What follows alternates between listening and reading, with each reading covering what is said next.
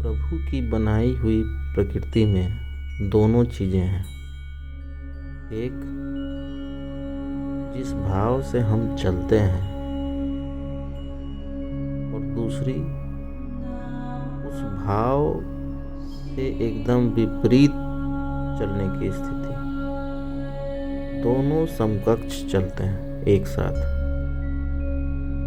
जैसे कहा जाता है कि एक सिक्के के दो पहलू होते हैं, एक चित्त होता है, एक पट होता है। उसी तरह हर सोच, हर विचार का दो पहलू होता है, एक अच्छा और एक बुरा। तो आज हम सुंदरकांड की कुछ पंक्तियों से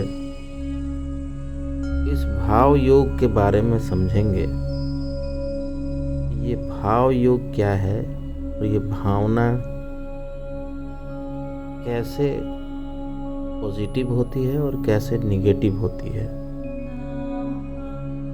ये उस समय का घटनाक्रम है जब हनुमान जी सीता जी के बारे में जानकारी लेके आ जाते हैं और प्रभु को सारा बात बताते हैं और प्रभु को जल्दी चलने के लिए कहते हैं।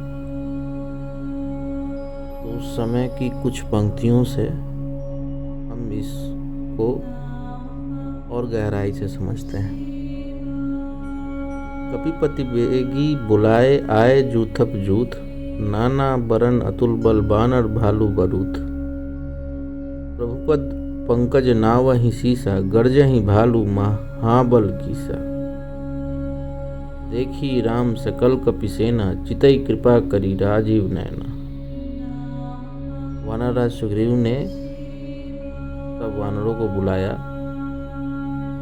सब सेनापतियों के समूह आ गए। वानर भालुओं के झुंड अनेक रंगों के हैं और उनके पास अतुलनीय बल है। वे सब प्रभुपद पंकज नावहि सीसा, माने प्रभु के चरण कमलों में सिर नवा रहे हैं। और गर्जहि भालू महाबल कीसा, जितने भी रीछ बानर जहाँ जो भी हैं वहाँ पे वो गरज रहे हैं। देखी राम सकल कपिसेना, चितई कृपा करी राजीव नैना। श्री राम जी ने वानरों की सारी सेना देखी, तब कमल नेत्रों से कृपा पूर्वक उनकी ओर दृष्टि डाली। राम कृपा बल पाई कपिंदा, भय पच्छजूत मनहु गिरिंदा। राम कृपा का बल पाकर श्रेष्ठ वानर मानो पंख वाले बड़े पर्वत हो गए हैं। यहाँ तुलसीदास जी ने कंपैरिजन किया है। हर श्री राम तब किन्ह पयाना, सगुन भय सुंदर शुभ नाना। तब श्री राम जी ने हर्षित होकर प्रस्थान किया और अनेक सुंदर और शुभ शकुन हुए। जासु सकल मंगलमय कीति, तासु पयान सगुन यह नीति। प्रभु पयान जाना बैदेहि, हर की बाम अंग जनु कहीं देहि। इनके कीर्ति सब मंगलों से पूर्ण है। उनके प्रस्थान के समय शकुन होना यह नीति है। प्रभु का प्रस्थान जानकी जी ने भी जान लिया। उनकी बाईं आंख फरकने लगी, मतलब उन्हें ये अंदेशा दे रही है कि प्रभु आ रहे हैं। जोई जोई सगुन जानकी होई, असगुन भयो राम नहीं सोई। जानकी जी को जो जो शकुन होते हैं वही वही रावण के लिए अपशकुन हुए। चला कटुक को बरने पारा, गर्जहि बानर भालू अपारा। और सेना चली, उसका वर्णन कौन कौन कर सकता है। असंख्य वानर और भालू गर्जना कर रहे हैं। अब इन सब चीज़ों से हमें यहाँ जो पकड़ने वाली बातें हैं उन पे गौर करना है। जोई जोई सगुन जान की ही होई, असगुन भयु राम नहीं सोई। मतलब वही चीज एक आदमी के लिए सगुन है और दूसरे आदमी के लिए अपशगुन है। तो ये सगुन और अपशगुन एक ही कार्य कैसे हो गया, इसको हम आज गहराई से समझते हैं। तो सगुन इसलिए है कि प्रकृति है, प्रकृति माँ है, जगत माता है, और जगत माता प्रभु के आने से प्रसन्न है। और जो प्रकृति को सोच रहा है कि उसने प्रकृति को वश में कर लिया है और उसे अहंकार वश ये प्रतीत हो रहा है कि मैं ही सब हूँ, मैं सब चीज कर सकता हूँ, उसके लिए ये असगुन है। तो सीता जी की हालत शरणागत की है और रावण दंभ से भरा हुआ है, अहंकार है। तो शरणागत जो है उसके लिए ये सगुन है, और जो दंभ जनित है, अहंकार से पूरा भरा हुआ है, उसके लिए असगुन है। तो यही पॉजिटिव है और यही निगेटिव है। एक कार्य का दो पहलू है। तो क्यों है? जैसी रही भावना, मतलब जिसकी जैसी भावना है, प्रभु का मूरत उनके लिए वैसा ही है। जो अच्छा सोचेंगे उनके लिए अच्छा होगा, जो बुरा सोचेंगे उनके लिए बुरा होगा। तो आखिर किया क्या जाए? हर कार्य के पीछे सोचना है कि किया क्या जाए। तो मनुष्य जब इस संसार में आया है तो उसका प्रथम उद्देश्य है परमात्मा की प्राप्ति। उसे ये जो शरीर मिला है परमात्मा की प्राप्ति के लिए मिला है। तो वो ये कभी न सोचे कि मेरा कुछ असगुन होगा। जो भी हो रहा है वो होगा, और वो हमेशा उसके डेवलपमेंट के लिए होगा। इसके डेवलपमेंट के लिए, उसके बॉडी के डेवलपमेंट के लिए नहीं, उसकी आत्मा के लिए। तो ये सोच लाना और ये सोच को समझना गहराई से कब होगा? जब आप दंभ रहित हो जाते हैं, अहंकार रहित हो जाते हैं, आप धूरी हो जाते हैं। धूरी मतलब धूल हो जाते हैं। आपको कोई कैसी भी परिस्थिति आ रही है, आपको कोई असर नहीं हो रहा है। तो उस परिस्थिति में जगत माता है। इसीलिए जगत माता को हमेशा से प्राप्त है ईश्वर, क्योंकि उनकी परिस्थिति दुख वाली है। उनको रावण लेके गया है, लेकिन वो हर समय ईश्वर को ही याद कर रही हैं। राम का नाम उनके मुख से एक सेकंड के लिए भी नहीं हटा है। तुलसीदास जी ने ये परमात्म तत्व की प्राप्ति के लिए एक बड़ा उपाय बता दिया कि नाम जप आप नहीं छोड़िए, और हमेशा सोचिए कि जो भी हो रहा है वो प्रभु कर रहे हैं, और प्रभु ही अपने पास हमें बुला रहे हैं। परमात्मा की बुलाने की इंटेंसिटी हमसे कहीं ज़्यादा है। हमारी खोज परमात्मा के लिए नेग्लिजिबल है, और परमात्मा की खोज हमारे लिए इन्फिनिटी है। इसी इन्फिनिटी को बताने के लिए कहा जाता है कि हरि अनंत, हरि कथा अनंता।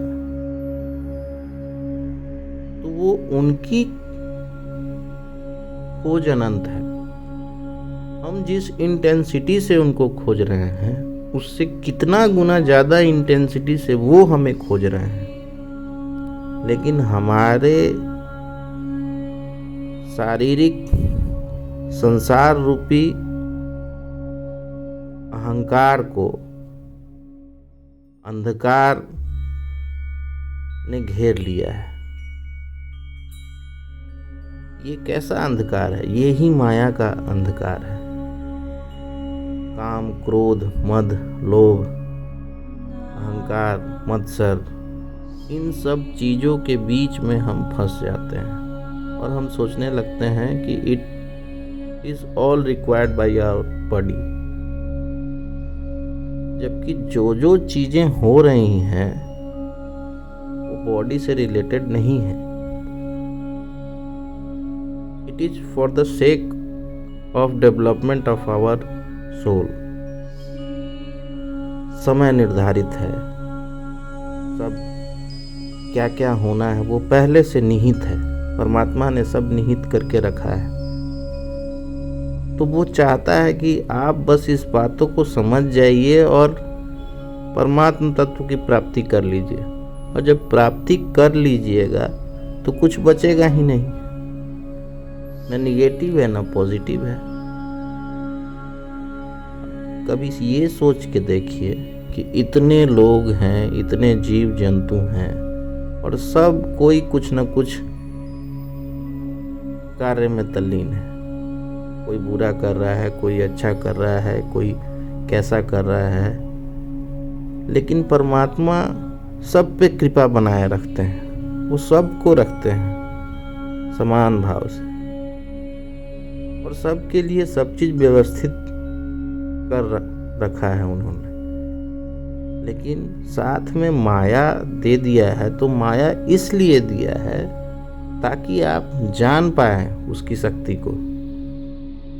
लेकिन हमारा अज्ञान क्या है कि हम माया में फंस जाते हैं और माया में फंस गए तो हम डेविएट हो जाते हैं। तो उस डेविएशन को दूर कैसे किया जाए?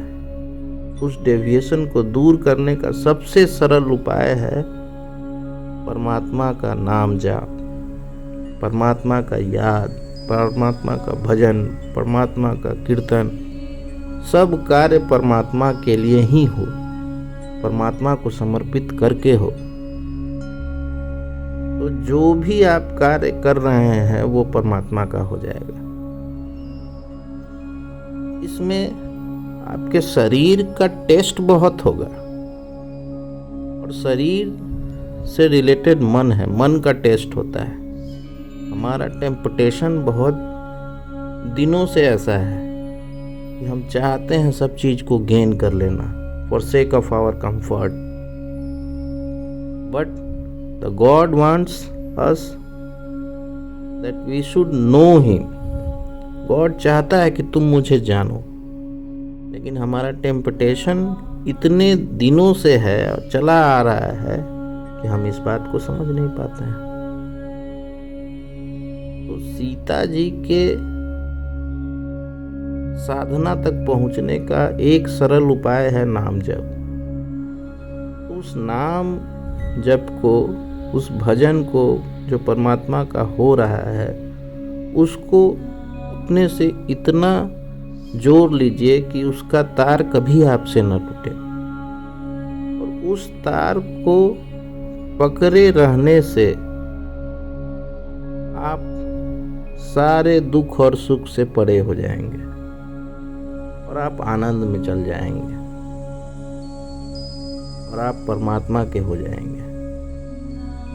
तो जब वो स्टेट आ गया तो आप ही परमात्मा है। कहते हैं ना कि आत्मा ही परमात्मा है। तो आत्मा को परमात्मा बनाने के लिए जो पावर है वो ईश्वर से ही प्राप्त हो सकता है। तो ईश्वर से हमेशा जुड़े रहिए, ईश्वर को सारा कार्य समर्पित करिए। जो कार्य कीजिएगा वो सगुन ही होगा, तो असगुन कुछ होता नहीं है। जब आए उसको असगुन जब दिमाग में आए, अगर निगेटिव दिमाग में आए तो उसको हटाइए कि नहीं, मेरे साथ निगेटिव नहीं हो सकता, मेरे साथ जब होगा पॉजिटिव ही होगा। ये सोच पे स्थापित रखना बहुत ज़रूरी है और यही परमात्मा का कार्य है कि इन सब चीज़ों को हटा के और परमात्मा में लय होइए और अपने शरीर को न सोच के अपने आत्मा के बारे में सोचिए। और जैसे ही ये सोच आप में आ गई तो आप उस परमात्मा तत्व की प्राप्ति के सीढ़ी पे चल दिए। अब आपको सीढ़ी चढ़नी तो है, कितना चढ़िएगा, कितना देर और चलना होगा, ये आपको परमात्मा बता देंगे। पूरे विश्वास के साथ, पूरे लगन के साथ परमात्मा में लीन रहिए, जिस तरीके से आपको लीन रहना है। बाकी सब परमात्मा देखेंगे। तो आज के लिए बस इतना ही। धन्यवाद।